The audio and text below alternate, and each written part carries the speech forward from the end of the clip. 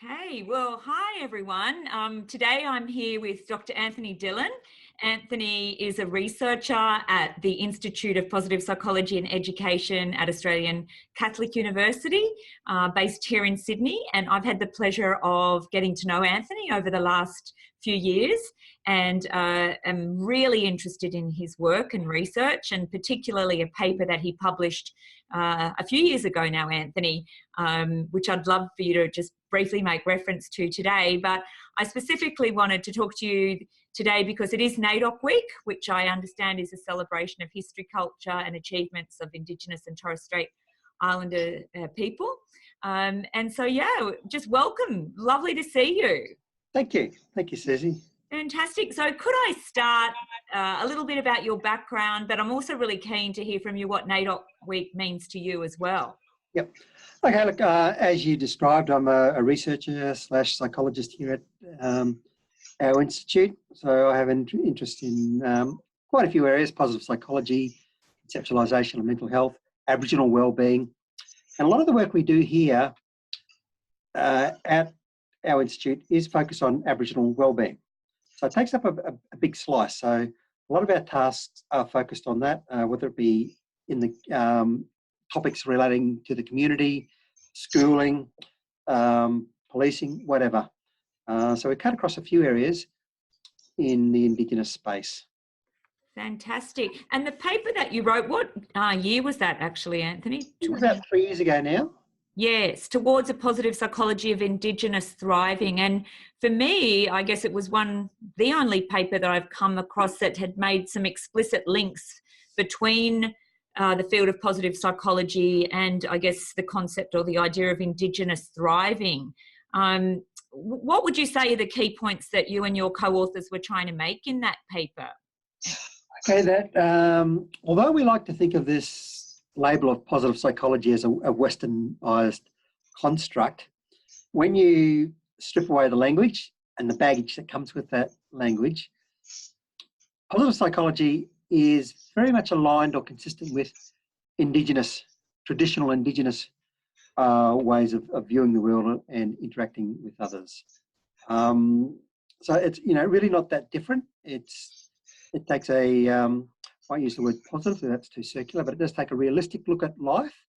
When there's a problem with people, rather than viewing the people as broken and in need of fixing, we think, okay, well, what's in their environment?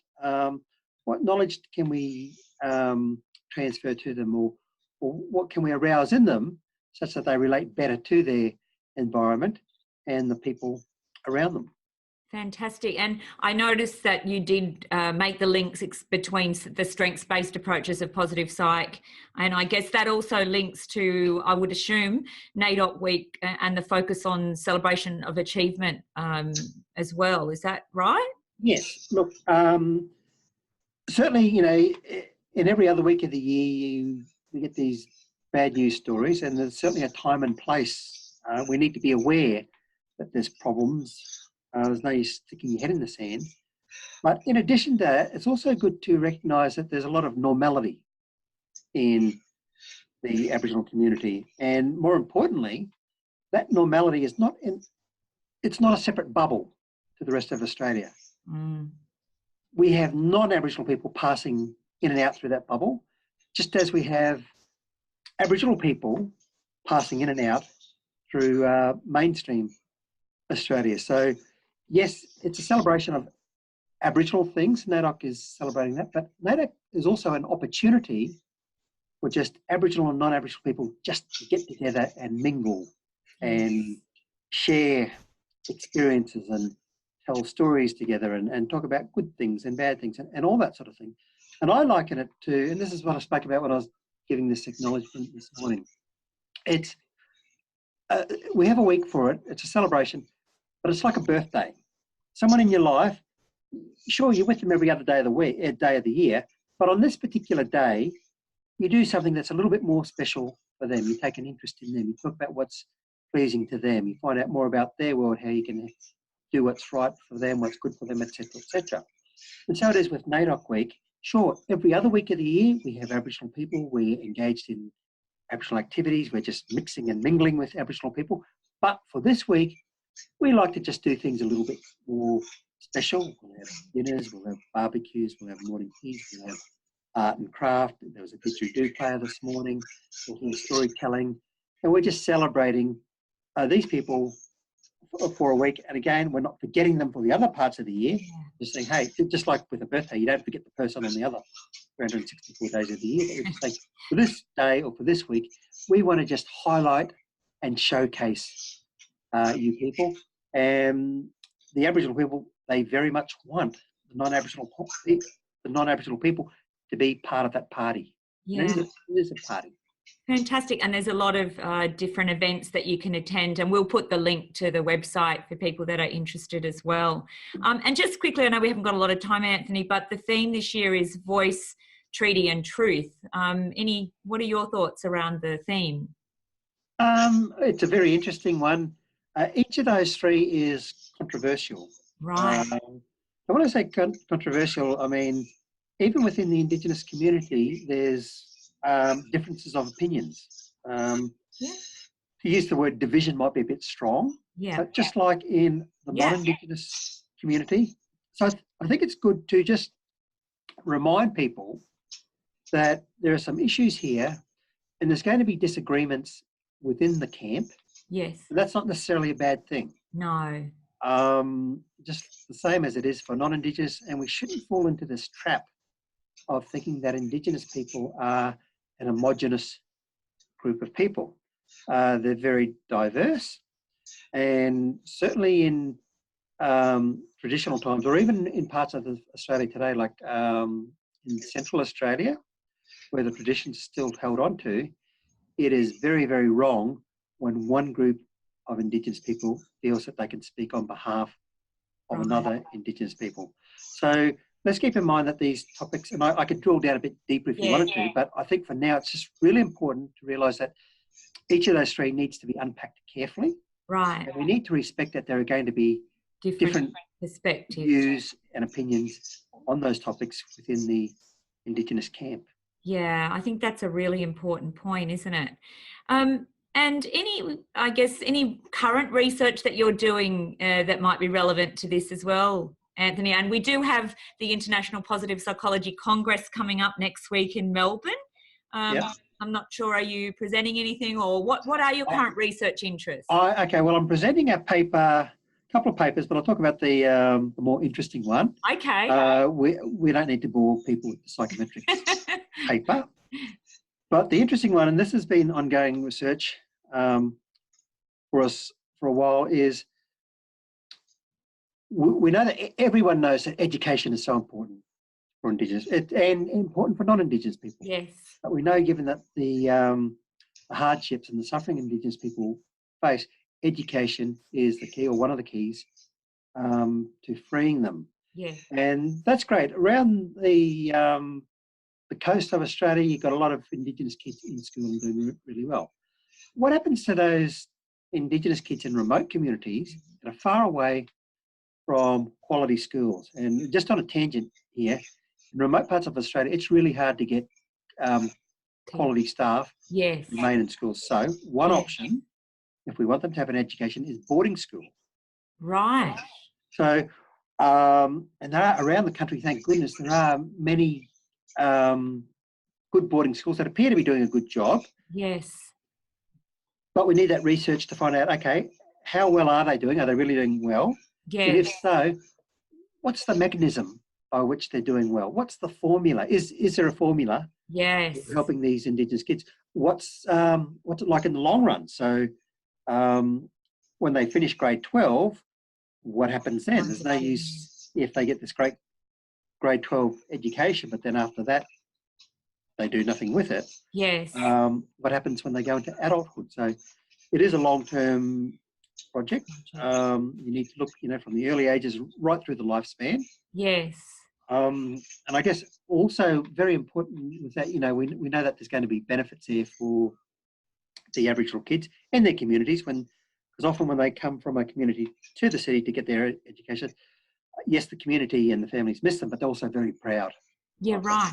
Yeah. But here's the other really big positive that's worth exploring with that.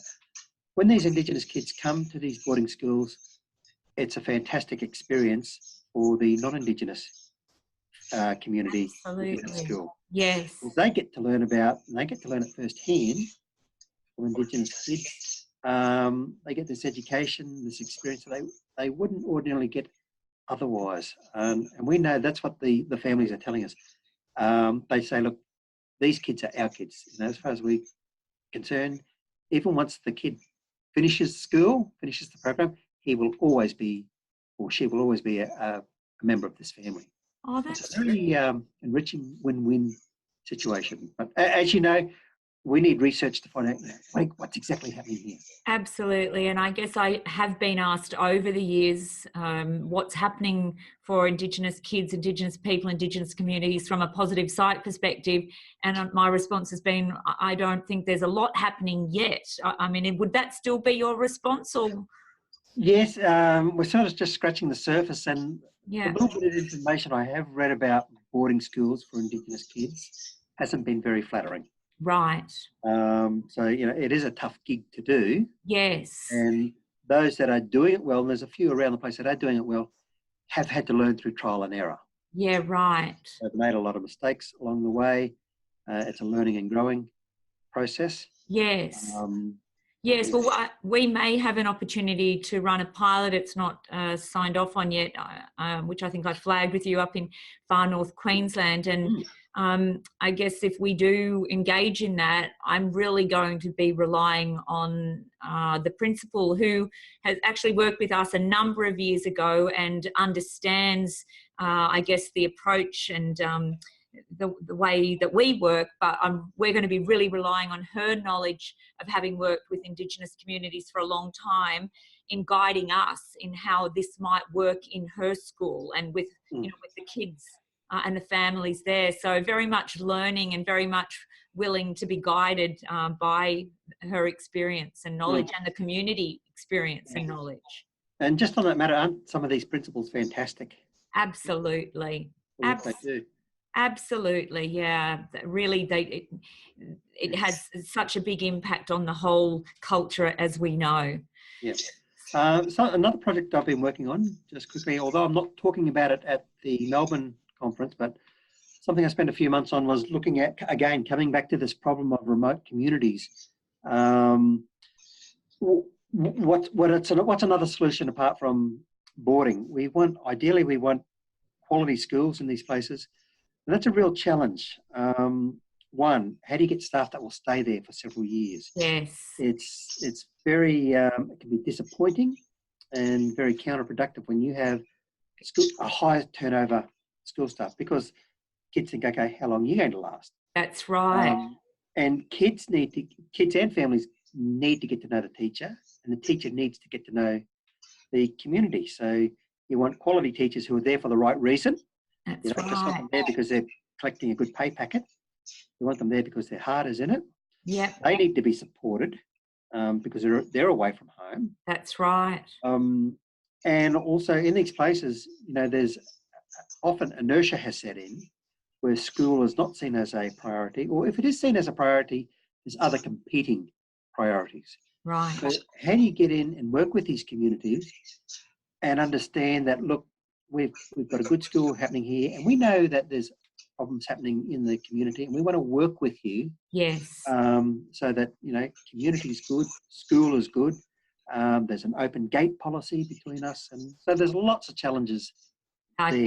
Absolutely. It does fit, I guess, with the idea that I know the state of South Australia have been looking at and creating an activating hub of community wellbeing, which with schools at the centre, but creating that social contagion effect as well. So it'll be interesting to see what develops. But I know we have to finish, Anthony, so I really just want to thank you for speaking with us today, for the work that you do, which is so important.